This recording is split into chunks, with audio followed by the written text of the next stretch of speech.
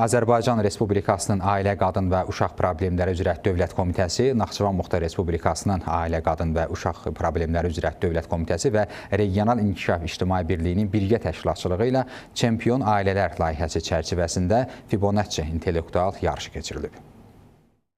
Əvvəlcə ümummilli lider Heydər Əliyevin və vətən uğrunda canından keçmiş şəhidlərimizin əziz xatirəsi bir dəqiqəlik sükutla yad edilib.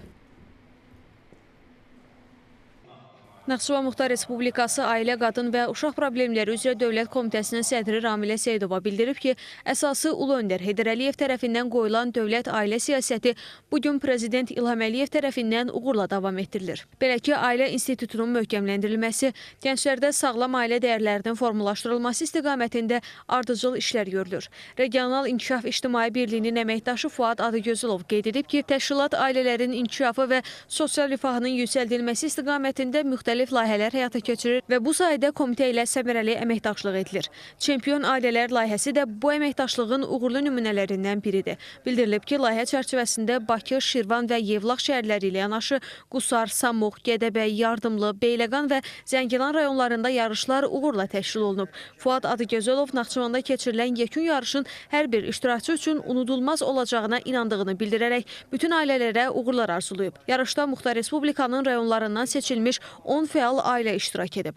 İştirakçı ailələr müxtəlif mövzular üzrə təqdim olunan sualları cavablandıraraq bilik və bacarıqlarını nümayiş etdiriblər. Yarışın keçirilməsində məqsəd ailə dəyərlərinin təbliği, milli mənəvi ənənələrin möhkəmləndirilməsi, ailələrin asudə vaxtının səmərəli təşkili, sağlam həyat tərzinin təşviqi, həmçinin ailə üzvləri arasında əməkdaşlığın və sosial aktivliyin artırılmasıdır. Nəticələrə əsasən birinci yerə Şərur rayonundan olan Əlizadələr, ikinci yerə Naxçıvan şəhərindən olan Quliyevlər, üçüncü yerə isə Babək rayonundan olan Rüstəmovlar ailəsi layiq görülüb. Sonda qalib ailələrə və digər iştirakçılara diplom, sertifikat və hədiyyələr təqdim edilib. İl ərzində Bakı, Şirvan, Yevlax şəhərlərində, eləcə də rayonlardan Samux, Gədəbəy, Yardımlı, Beyləqan və Zəngilan rayonlarında uğurla təşkil olunan intellektual yarışlara paytaxt və regionlarda onlarla ailə qatılıb.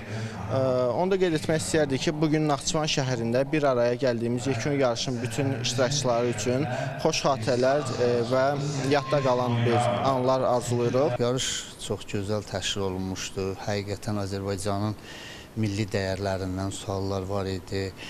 Son illərdə qazandığımız böyük nailiyyətlərdən suallar var idi. Çox xoş təsir bağışladı. Tərlan İbrahimova, Sura Bəşirova, Samir Mehdiyev, NTV Xəbər.